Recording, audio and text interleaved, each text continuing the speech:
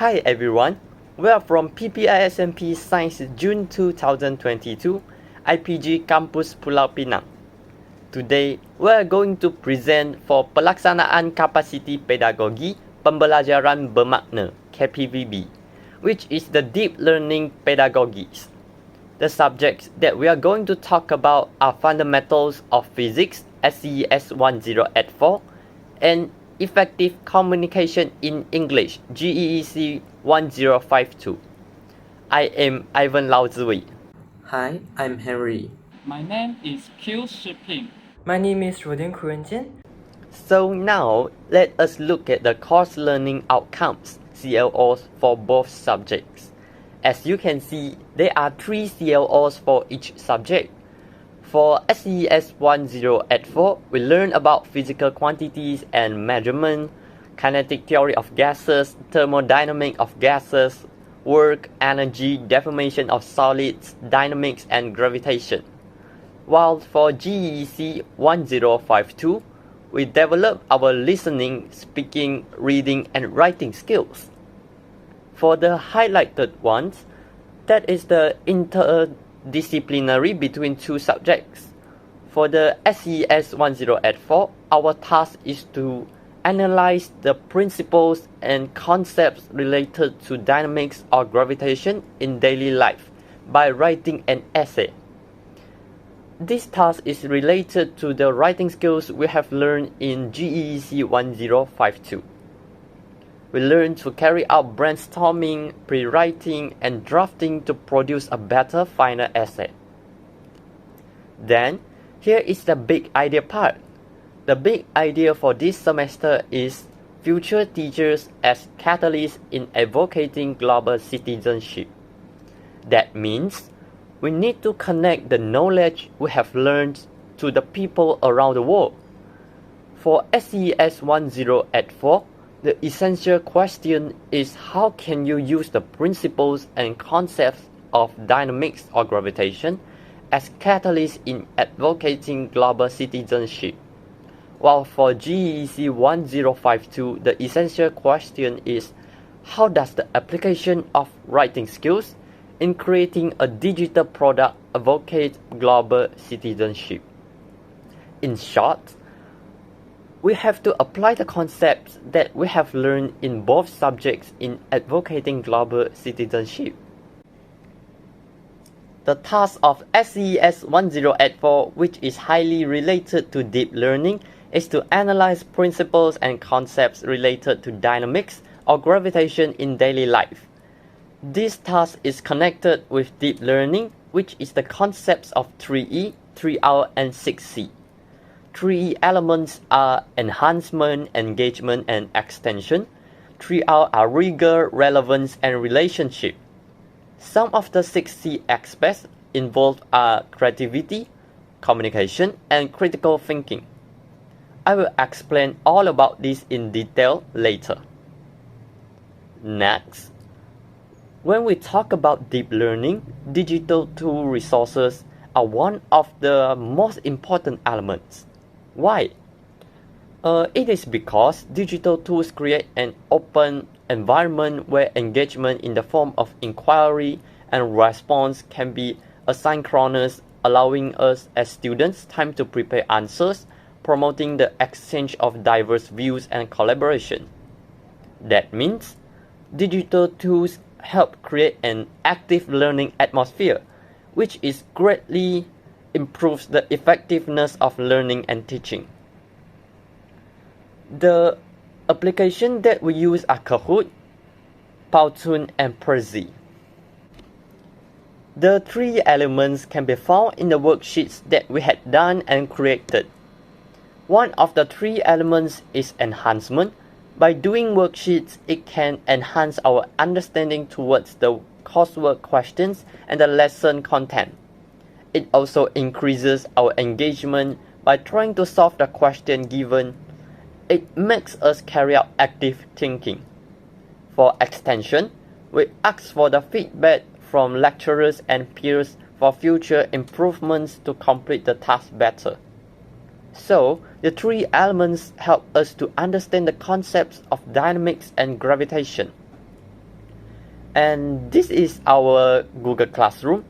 It is the site where we were assigned for our continuous assessment.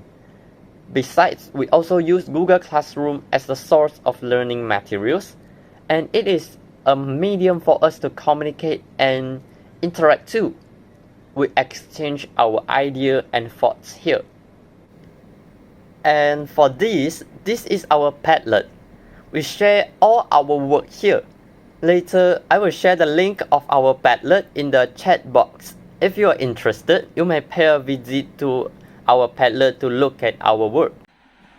So here are some of the examples that we use digital tool resource, which is Howtoon. Howtoon is a powerful application that you can explain your topic by using storytelling method. Now we see our storytelling video.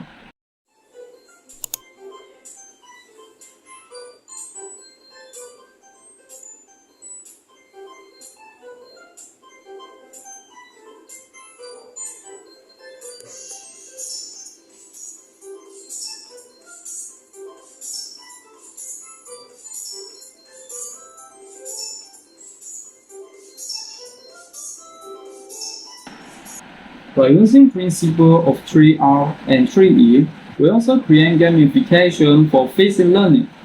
This is one of the group in our class prepare a board game. Each board has question inside it. When you reach the board, you need to answer the question. Also, we use Canva to do the poster of each chapter. Canva is an application that is easy to use. It makes everything become the simplest way. So, we usually use Canva to do our own note. Addition. Fun learning in physics helps us publish our creativity and explore digital tool resources. Now, let's see the video of fun learning. Hello everyone, here is the fun learning for young modelers. This video is produced by Adeline, Elan, Ruting, and Paul. Before that, let me introduce what is fun learning. Fun learning is a holistic approach to early education created by Kppb. It helps teachers to promote key life skills to children and nurtures the passion for learning through play and explorations. Then, let us see the video. Give me a second, I need to find the stress and strain. I know the key to find the answer should be somewhere in my brain. Something about the stress being T or A. Where is the tension and A is the cross-sectional area. The strain is just a simple ratio. So that's it need that you need know. You just take the extensions of it when the force is applied and then you divide it by the original range.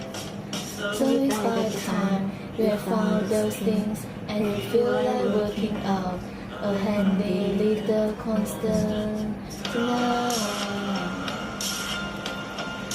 We are young mothers, so we put the tension stress of the substance over stress.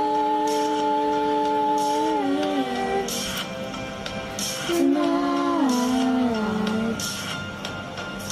we are young mothers, so the tension comes the original edge, all divided by expansion time this cross-sectional area. Furthermore, we also do an ITMS to organize the concept of physics. And this is our learning partnership lecture. Let us know in some building your heart and further share personality being of RE, which is the lecturer in Ipgkpp and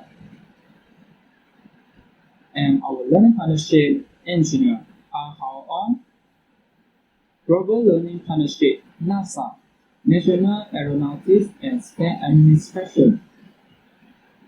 Our learning partnership, Malaysian astronaut, Dr. Mustafa. Now, Let us look at GEEC 1052. The task for GEEC 1052 is about digital product. In this task, we need to individually create a web blog to publish our entire writing process of producing a 1000-word essay. The writing process is pre-writing, drafting, revising, editing, and lastly came to the publishing. This is our Google Classroom for GEEC 1052. This platform allows our lecturer of GEEC 1052 to upload classwork such as tutorial and e-learning insights, and students are required to complete the classwork in a range of time given. This is our English palette created by us. In this palette, we can upload activities that are being carried out along this semester. Activities such as reading skills of skimming and scanning, and also create a digital certificate for each other. For information, we publish our entire writing process of producing 1000-word essay by using Wix or Google Sheets. And there are 3 E elements, which are enhancement, engagement, and also extension. For enhancement, it's about creating creative digital products to advocate global citizenship to display their individual talents. Next, for engagement, it's about writing blogs with topics that allow them engage with the world and help to make it a more just and sustainable place. Lastly, for extension, it's about the digital educational resources created can be repurposed, reused, and shared by other people. Nevertheless, we also design digital certificates using tools such as Canva and also Pixart. In these activities, it can relate with 6 C elements, and the first 2 is about creativity and also character. For creativity, it's about creating beautiful certificates to thank and give feedbacks to our peers. Next is about character, which knowing your peers' personalities and their works. The below are the 2 examples of our product of the certificates. There are some of the photos taken when we gave the certificates to our friends. Moreover, to achieve meaningful learning through the task given, we collaborated with some lecturers to give us workshops, so we could increase our knowledge and use them in our coursework. We really appreciate that Madam Noor Izam binti Wahab could give us workshop on creating a web blog, and Dr. Syed Husainuddin bin Babu Ali, who taught about plagiarism and references. With their assistance, we were able to create our own blog and write some articles in it. Next, communication is definitely important in this meaningful learning, so we can exchange ideas with others or seek for advice from other people. There were 2 mediums that were used to communicate with the group members. The first one was WhatsApp. WhatsApp is a discussion platform with group members as well as lecturers outside of class. Using WhatsApp as the communication platform allows us to form groups, and we can share sources, links, and documents inside the group. WhatsApp is so convenient because of the features like voice call, video call, saved messages, and voice messages. Besides using WhatsApp, we also use Google Classroom to discuss the task more clearly via online video interaction. It is also accessible by most of the group members and mainly used by IPG students to attend the online classroom. Thus, students are more familiar with the features in it, for example, the function of sharing screen. Of course, when achieving meaningful learning, there was a number of challenges. For instance, the lack of exposure to various material and resources. So it took some time to search for the appropriate resources. Besides that, process of creating and formulating questions and activities on certain apps such as Kppb, Kahoot, Powtoon, and so on was not that easy too. This is because some of the apps are quite complicated, so time was used to learn how to use these apps before creating our own questions and activities according to the suitability of students' level. Furthermore, technical issues also occur, especially when we try to use online sources, since the internet connection was not good sometimes. Lastly, difficulty to cooperate due to the time constraint is also unavoidable because the schedule is too tight. In order to overcome the challenges in achieving meaningful learning, we can get exposure by discussing and asking experts regarding the resources, and sometimes it's more efficient than self-explore and self-learning. Next, leaders should play their roles responsibly to guide and lead the teams. For example, leaders must have good leadership skills to assign roles to the group members and conduct a meeting for effective discussion.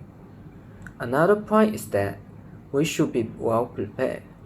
Collecting information through reading and discussion or sharing is what we can do to prepare ourselves better. As a conclusion, this project provides the opportunity for students in designing materials, including remedial enrichment for the teaching of grammar in the primary classroom, in line with 21st century learning. Next, creative activities for the teaching of science to young learners based on the strategies of techniques.